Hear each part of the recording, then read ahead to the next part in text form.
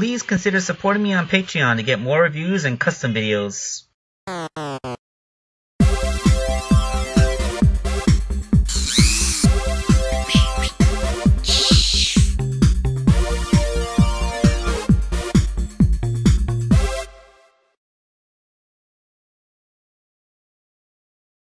Alright, I've been putting off this review for long enough. I got my camera out and I'm going to shoot it.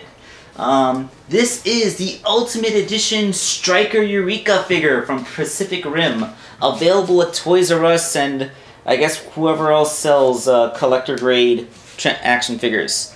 Now, it doesn't really cost any more than any other Pacific Rim figure, but they did make the box a lot more collector friendly. It's covered in artwork from the movie, and all that awesome stuff. You can see on the bottom of the box, there's, you know, they talk about the things that it does, its features. And the front of it is a very charming window box, held closed by a little piece of Velcro, which displays the figure inside extremely nicely, alongside some tech specs. And it does confirm that, yes, this robot is the Australian robot. So yeah, let's get him out of the box, which you can do now. No more having to cut apart a blister bubble, because now you can simply open the top of the box and slide him out. We'll get into the figure in just a moment. I just wanted to take a quick second to take a look at the inside of the box now that the figure's not in there anymore. The background is decorated with a really cool cityscape, which I'm not sure how well you're seeing it because of glare. And the bottom is designed to look like, you know that, the base. Now let's get that phone. Alright, so first things first. Outside the box, a little bit of assembly is required. These two pieces, which were a permanent part of the original figure's sculpt, are now cast separately to make room for it to fit inside of that display box. And putting them in is as simple as lining up the slots and putting them in. The slots are even individually shaped so you can't get them mixed up. Everything works out very well. See? There, they're in, and Striker Eureka's look is restored. Now, I want to get the side-by-side comparison out of the way first, because a lot of people are going to think, oh, this is the same figure, but with a more deluxe paint job. Absolutely not. There is as much difference between this Striker Eureka and the original version as there was between the last release of Gypsy Danger and the first.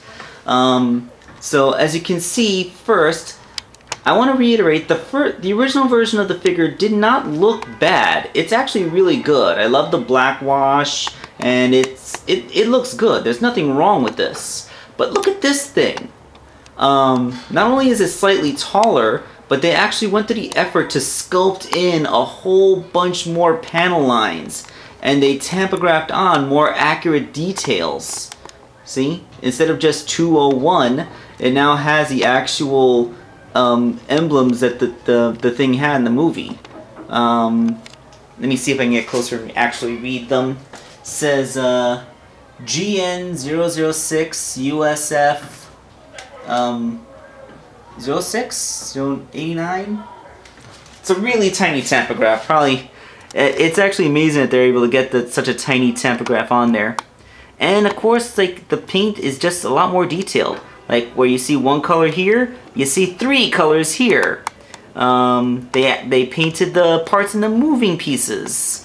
They painted the kneecaps. They even painted details around the toes. So yeah, the paint job is, of course, just a lot better. And let's get a quick profile. You can see that the paint job doesn't only affect the front of the figure. It also affects the figure on the side. So lots more detail, and as you can see, they did remold the forearm bits quite a bit. So, yeah, that's, I mean, it's really hard to not bring up all these points. In the interest of not making this video take longer, let's just take a quick view of their backs. I guess in the back, the paint detailing isn't that noticeable anymore, but you can still see all the great sculpt that goes in there. Like here, you see how there's that pin disc that gives his arms a little extra movement? On this version of the figure, it is blended in a lot better and just looks like part of the technical greeble on the actual robot's arm. So, yeah, all that stuff. Just fantastic. Alright, so let's get in depth onto the figure itself. Alright, so joints. Just like the Gypsy Danger remold, this guy has them. Much more improved articulation pretty much everywhere. The head is ball jointed just like the original ones, but there's more range to the ball joint, allowing for more expressiveness. Like the original one could not do that. Could not look to the side. So yeah, that's fantastic in its own right. The original toy had a waist joint at the belt line. This one does not. It instead has a ball joint up in the torso. It accomplishes mostly the same kind of stuff. You can still turn it slightly. It has an ab crunch in the back arch. But yeah, they remove one point of articulation to move it a little bit. But it accomplishes most of the same thing, even if it's in a different place. Shoulders. You got the universal joints here, of course. And then you have that secondary joint to allow for more outward arm movement. That's the same thing that the original Striker Eureka had. But now you have an added swivel right above the elbow. You got a bicep swivel now. So more movement range for that arm. So yeah, this is something that the original toy couldn't do. The wrist, in addition to the same in and out movement that the original toy had, now has a pin disc, so it has a wrist joint. And if you look at the sculpt, there's actually a place for the arm blades to go now when you bend them backwards. Instead of just kind of sliding along the upper part of the arm, they have a place to tuck into and look stored. And of course, they have just that little bit of extra paint on them to make them look awesome. Neat. Legs! They are improved as well. Striker Eureka was never much for outward leg movement because of the way the hip armor is sculpted, but they did add a thigh swivel. Look at that, a thigh swivel. Still the universal joints, and the knees, good for, it's not a 90-degree knee. Again, the sculpt of the armor limits it, but not by much. I'd say it still gets a good 70 degrees in, and this is enough to approximate a good running stance. Feet are on ball joints, so you can get ankle tiltage for splayed leg poses, as well as moving them forwards and backwards for stepping poses. Basically, as long as you can keep his feet flat, he should be able to stand and pull it off a lot better. Thanks to those new thigh swivels, you can actually get this Striker Eureka standing in slightly more dynamic poses than the original figure ever could. Let's zoom out for full effect.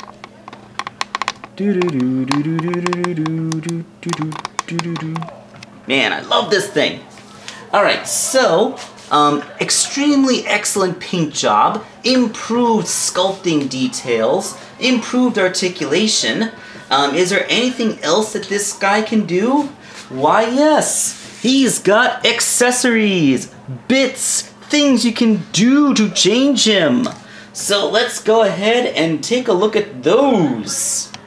Alright, so here is Striker Eureka, and we are going to do some part swapping.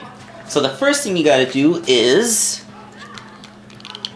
just pop off the chest. Underneath is featureless black plastic with a couple of peg holes. And then you pop in, if I can just figure out which way is right side up with this thing.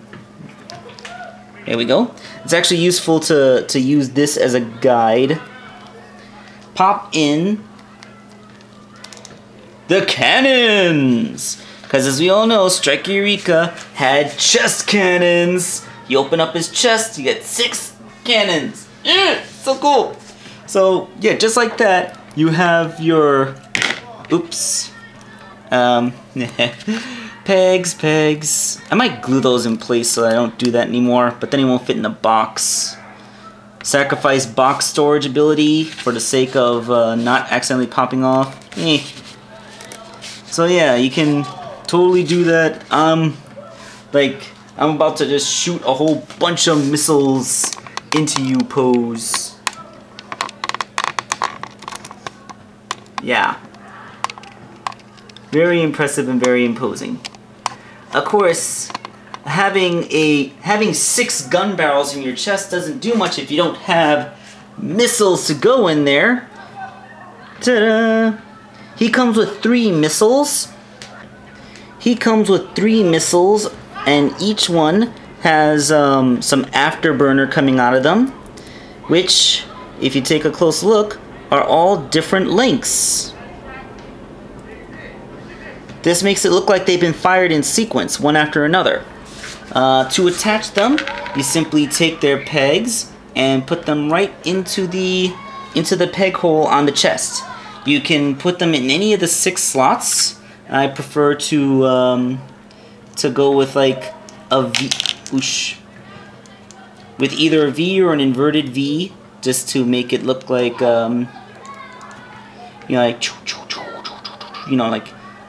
like they don't fire from the barrel right next to them, so that they have less of a chance of interfering with each other upon exit. So yeah, just like that, you have dude firing missiles from his chest. He only comes with 3. I guess they figured it would look a little too crowded if you had all 6 going off. Then again, I guess they want some obsessive compulsive people to double buy the set just to get extra missiles. Nah, I'm sure you can find missiles somewhere. Maybe even order them from Shapeways. So yeah, it is really cool that you can actually get this feature, because it was one of the things that made him special in the movie, which the original toy simply did not reflect. So that is also awesome. There is one more feature that this guy has, one more bit, and something I'm a little bit more lukewarm on. Let's get his proper chest plate in first so I can talk about the last bit. Because we all know what this guy did in the movie. Spoiler alert, this is how the movie ended. This was the guy that they strapped the nuclear pack on. This was basically a gigantic nuclear bomb which was supposed to kill all the kaiju and seal off the rift and all that stuff. They ended up having to blow it up prematurely to kill the kaiju in the area, which made a void space in the ocean that lasted several seconds, which that's an impressive blast, and probably made a pretty sizable tsunami on the shore. Fortunately, that wall of life probably protected everybody. Well, I don't like it because they killed my favorite robot. They had to use the nuclear-powered Gypsy Danger's nuclear reactor as a substitute for the bomb at the end, but my favorite robot got fucking vaporized. And I'm sorry, I did not mean to say that. A lot of emotions there.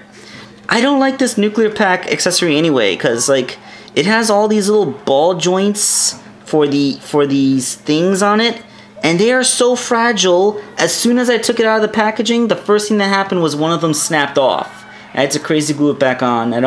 I'm afraid to mess with this thing. It can, however, peg very neatly into his back. You just got to get it in there. Now, they made the peg so long. It is such a long peg that getting it in is something that I can't do on camera. Give me a moment. And there we go. We got a nuclear suicide bomb pack for your Striker Eureka. So, anybody wants him displayed with the nuclear bomb on his back, he can totally do it. The pack does not weigh so much that it makes him back heavy, and it doesn't really mess with his silhouette except it gives him this frond. So I guess I'm okay with that. Even if I hated what they did in the movie, I still respect what the what the accessory itself can do. Very nice. Why didn't the pilots eject before they set the bomb off? I mean, I know they probably could never escape the shockwave, but they could have given it a shot. I mean, Gypsy Danger's pilots ejected. I'm sorry. I'm just ranting about the destruction of my favorite mech. But yeah, nuclear bomb pack. It works. After a fashion. But be really careful when you take it out of the box so you don't snap those things. This new and improved version of Striker Eureka looks really good next to the improved version of Gypsy Danger. And I put my Cherno Alpha in there because it's still my favorite figure from the series. And I was wondering, will they actually like make an improved version of Cherno Alpha? Because it came out so perfect on the first try, I don't really think that they would need to. I mean, it would be nice to get that improved packaging, but, you know, like, look at this thing. I mean, I guess they could do more panel lines, but, you know, the paint job on it was already perfect. There's nothing to do. This isn't Cherno Alpha's video, this is Striker Eureka's, and boy, what an amazing Striker Eureka this is. It should still be available in Toys R Us locations, or like I said, anywhere you can get collectible action figures like this. And it does not cost any more than the original Striker Eureka's cost when they were new. They're about 20 bucks, 22 bucks. So yeah, it's a fantastic find. Go out and get one. If you like Pacific Rim, if you like giant robots, then yeah, it's all yours. It's just everything. This is Wakeangel2K1 signing off.